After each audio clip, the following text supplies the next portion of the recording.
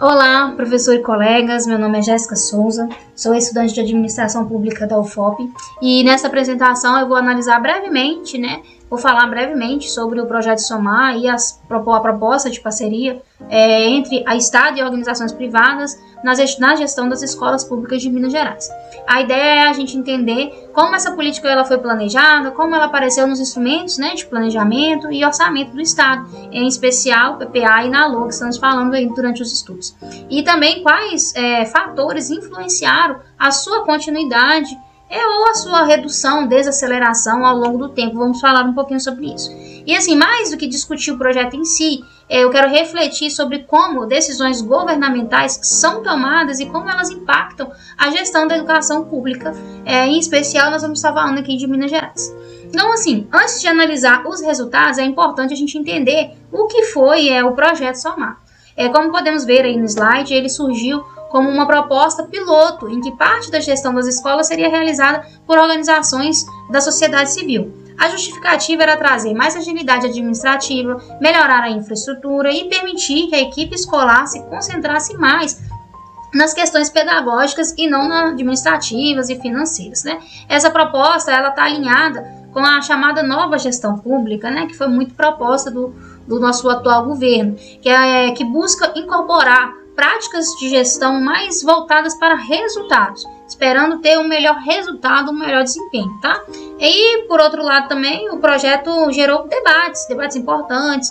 A gente falou um pouquinho disso no outro vídeo, quem quiser voltar lá, vou deixar o vídeo público lá no meu canal, tá? Vocês podem procurar um pouquinho, mas gerou debates, tem, como tudo que se faz no setor público, tem os pontos que foram apresentados como negativos e os pontos positivos. Gente enfim, continuando, a gente tem que analisar qualquer política, assim, a gente precisa pensar o quê? Qualquer política pública, a gente tem que analisar ela, a gente tem que ter um olhar para os indicadores utilizados para medir o resultado, tanto os indicadores para chegar até essa política, quanto os que ela trouxe e os resultados que ela apresentou, Então, a gente estudou com o professor Paulo Janussi, o material apresentado. Ele destaca que os indicadores eles não são apenas números, eles ajudam a orientar as decisões e mostram onde os recursos públicos estão sendo aplicados. Mas existe um ponto muito importante. O resultado de uma política ela depende muito do que nós estamos medindo, de como nós estamos medindo. Se analisarmos apenas custos e eficiência administrativa, por exemplo, podemos chegar a uma conclusão. Mas se a gente observar aspectos como inclusão, permanência dos alunos, participação da comunidade escolar, talvez cheguemos a outro tipo de conclusão, Então, por isso, a avaliação de políticas públicas precisa considerar diferentes dimensões e não apenas indicadores financeiros, tá? Então, é muito mais, a análise ela tem que ser muito mais aprofundada e o nosso vídeo vai ser bem breve, Pode ter no máximo 15 minutos, então a gente vai fazer uma verificação bem simples. Então, voltando para a nossa política pública, do projeto Somar, quando a gente observa os instrumentos de planejamento do Estado, percebemos que esse projeto ele perdeu um pouco de espaço ao longo dos anos. Inicialmente, existia uma expectativa de expansão do modelo, mas isso não se consolidou, não foi como previsto. Diversos fatores contribuíram para isso, como questionamentos da sociedade, discussões no legislativo e preocupações levantadas por órgãos de controle em relação a essa terceirização, vamos colocar assim, Como resultado, o projeto ele deixou de ocupar uma posição de destaque nos instrumentos, mas ele não está em destaque nos instrumentos de planejamento, Mas permaneceu ali restrito em poucas unidades, gerando ainda alguns índices que poderão ser avaliados, tá? Esse é um exemplo de como mudanças de contexto político e institucional podem influenciar na continuidade de uma política pública. Então, a gente ainda tem um governo que tinha essa ideia de trazer essa privatização, mas que talvez não foi uma medida muito popular, E aí, como eu disse no vídeo anterior, ele entrou com a participação público-privada para privatizar a parte ali de manutenção, prédio e outras questões que não fossem pedagógicas num leilão que geraria um contrato de 25 anos. Então, o governo foi um pouco assertivo em transformar a política dele, que pode ser retirada com o próximo governo, por algo que vai ter que perdurar por maior período, Então, seguindo ainda em questão disso, uma das perguntas da atividade é justamente sobre isso, sobre o comportamento dos recursos destinados para essa política. Como eu disse, se ela perdeu força, espera-se também que a redução acontecesse, né? Então, assim, a gente observando os dados, a gente percebe essa redução significativa nos investimentos relacionados a esse projeto.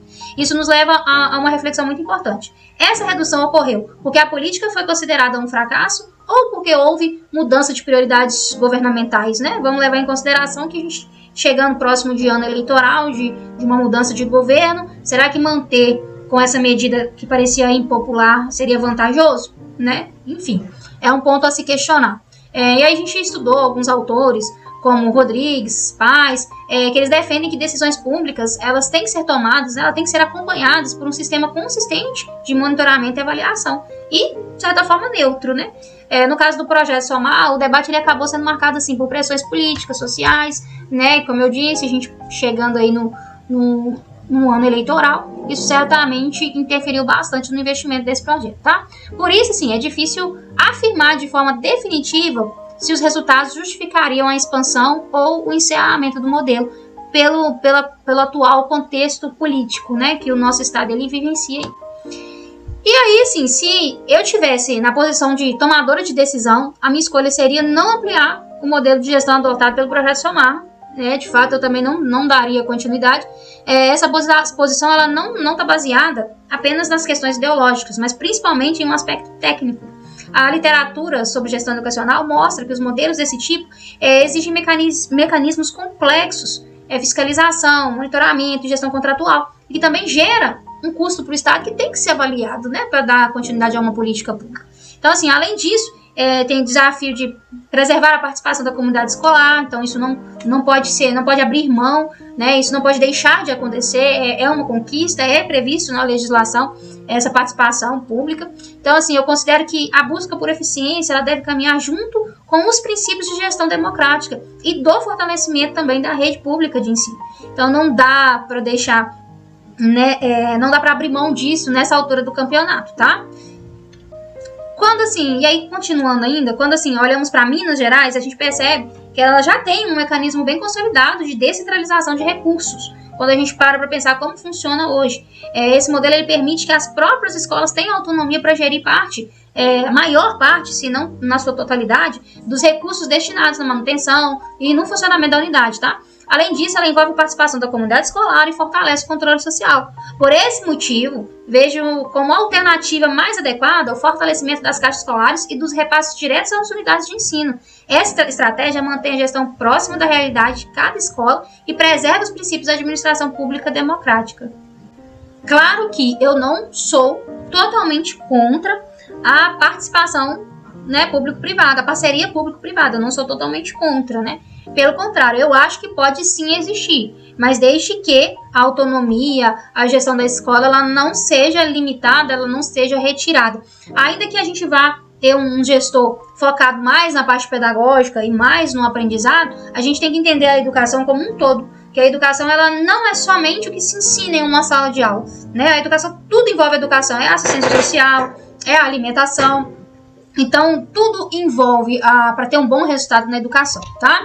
E assim, para a gente concluir e continuando o que foi proposto, o caso do projeto Somar, ele mostra que a permanência de uma política pública, ela depende de muito mais do que boas intenções, promessas, sabe? Ou demonstrar que pode vir a ter uma eficiência. É necessário que exista apoio institucional, legitimidade social, planejamento consistente dos recursos previstos de forma sustentável. O orçamento público precisa suportar essa política pública, porque ela pode no papel ali ser maravilhosa, mas se o orçamento público não sustentar, não suportar, não é possível que ela siga em frente. Então, assim, a principal lição desse caso é que políticas públicas elas precisam equilibrar eficiência, transparência, participação social e o compromisso com a redução das desigualdades, entendeu? Então, assim, é um desafio permanente para todos nós que estamos nos formando na área de administração pública, conseguir manter esse equilíbrio, principalmente em um país tão polarizado, onde as ideologias, muitas das vezes, elas sobrepõem as decisões técnicas, as decisões, as políticas que precisariam ser levadas mais à frente, que teriam um maior sucesso. Agradeço, então, a atenção de todos e espero ter contribuído para a reflexão sobre planejamento governamental, orçamento público e gestão na educação de Minas Gerais. Muito obrigada.